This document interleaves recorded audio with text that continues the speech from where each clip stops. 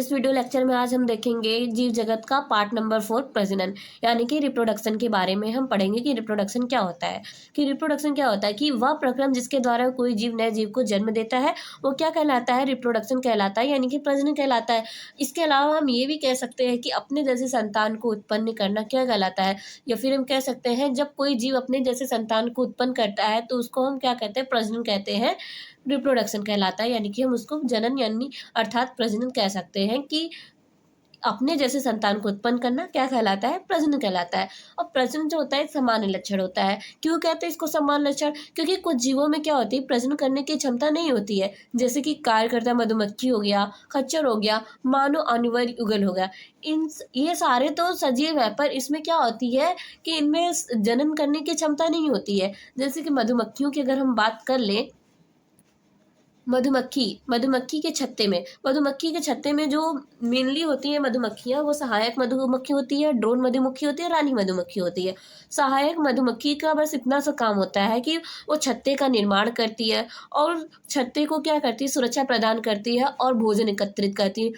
मकरकंद क्या होता है कि मधुमक्खियों का एक तरह से भोजन होता है, और सहायक मधुमक्खी जो होती है भोजन को एकत्रित करने का काम करती है। और इसमें दो मधुमक्खियां जो होती हैं जिनमें प्रजनन की क्षमता होती है, ठीक है। फर्स्ट है ड्रोन। ड्रोन जो होता है वो नर मधुमक्खी होती है, और जो रानी मधुमक्खी होती है वो मादा मधुमक्खी होती है। बस इन्हीं दोनों में क्या होता है, प्रजनन करने की क्षमता होती है। सहायक मधुमक्खी में प्रजनन करने की क्षमता नहीं होती है।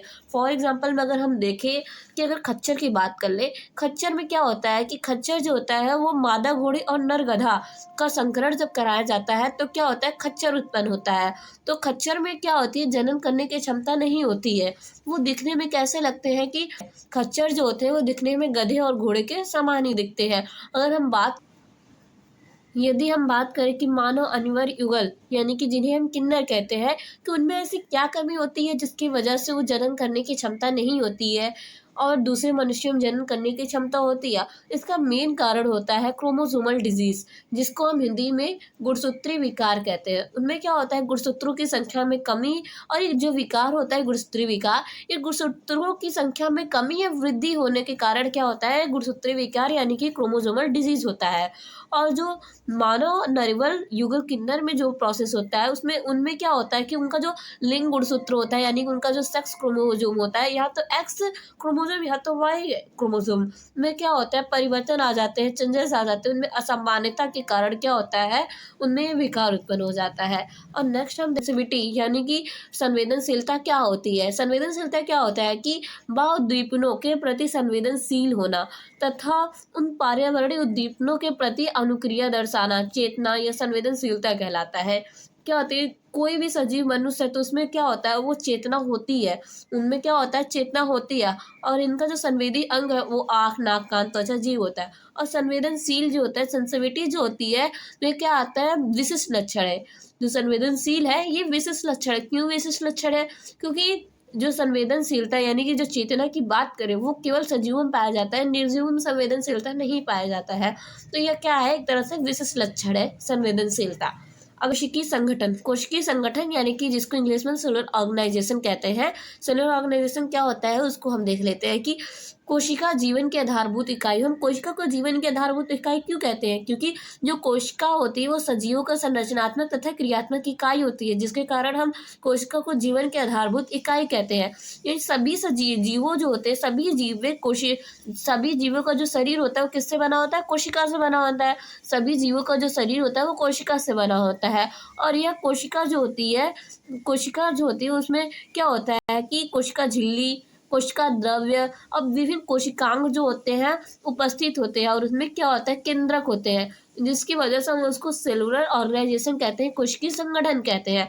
अब कोशिका की खोज किसने किया था? कोशिका की खोज जो था 1665 ईस्वी में रॉबर्ट हुक ने किया था, मृत कोशिका की खोज किया था। अगर आपसे पूछे कोई कि रॉबर्ट हुक ने 1665 ईस्वी में कोशिका की खोज किया था, हाँ आप कहेंगे हाँ किया था, लेकिन वो कौन सी कोशिका थी? मृत कोशिका थी बेटा जी, मृत कोशिका थी।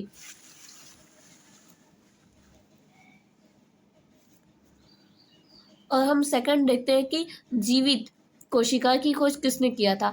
जीवित कोशिका की जो खोज किया था वो 1774 ईस्वी में ल्यूवेनहॉक ने किया था। ल्यूवेनहॉक ने 1674 ईस्वी में जीवित कोशिका की खोज किया था। तो ये क्या है, एक सेल है। सेल में क्या होता है, केंद्रक होता है। केंद्रक और प्लस क्या होता है कि केंद्रक को पूरी तरह से कौन घेरे रहता है, केंद्रक के चारों तरफ क्या होता है, साइटोप्लाज्म होता है, यानी कोशिका द्रव्य होता है। और कोशिका द्रव्य को प्रोटेक्ट करने का काम किसका होता है, कोशिका झिल्ली का होता है। और कोशिका द्रव्य इसमें इंपॉर्टेंट है, क्यों इंपॉर्टेंट, क्योंकि सारी क्रियाएं जो होती है वो कोशिका द्रव्य के अंतर्गत ही होती है। और जितने भी ऑर्गन्स है, सेल ऑर्गन्स है, वो सारे कहाँ उपस्थित होते हैं, साइटोप्लाज्म के अंतर्गत ही उपस्थित होते हैं। लाइक माइटोकॉन्ड्रिया हो गया, गोल्जी बॉडी हो गया, लाइसोसोम हो गया, ये सारी जो कोशिकांग है, ये सारे जो सेलुलर ऑर्गन है, ये सारे कहाँ प्रेजेंट होते हैं, कोशिका के अंतर्गत ही प्रेजेंट होते हैं, जिसकी वजह से हम इसको क्या नाम देते हैं, सेलुलर ऑर्गेनाइजेशन, कोशिकीय संगठन कहते हैं। अब हम ये विशिष्ट लक्षण होता है, कोशिका संगठन क्या है, विशिष्ट लक्षण है। कोशिका संगठन क्या है, विशिष्ट लक्षण है। क्यों विशिष्ट लक्षण है, क्योंकि जो कोशिका का संगठन केवल सजीवों में पाया जाएगा, निर्जीवों में नहीं पाया जाएगा, इसलिए कोशिका क्या है, सजीवों का विशिष्ट लक्षण है। अब हम नेक्स्ट देख लेते हैं, उपापचयन कहते हैं। उपापचयन को हम इंग्लिश क्या कहते हैं, मेटाबॉलिज्म कहते हैं। मेटाबॉलिज्म क्या होता है, शरीर में रासायनिक क्रियाओं का होना। शरीर में रासायनिक क्रियाओं का होना क्या कहलाता है, मेटाबॉलिज्म कहलाता है। और मेटाबॉलिज्म जो होता है वो दो प्रकार से होते हैं। एक होता है उपचय, जिसको हम इंग्लिश में एनाबॉलिज्म कहते हैं। एनाबॉलिज्म क्या होता है कि सरल अणुओं का जटिल अणुओं में टूटना। सरल अणुओं का जटिल अणुओं में टूटना क्या कहलाता है, एनाबॉलिज्म कहलाता है। फॉर एग्जाम्पल प्रकाश संश्लेषण और उसके घटक।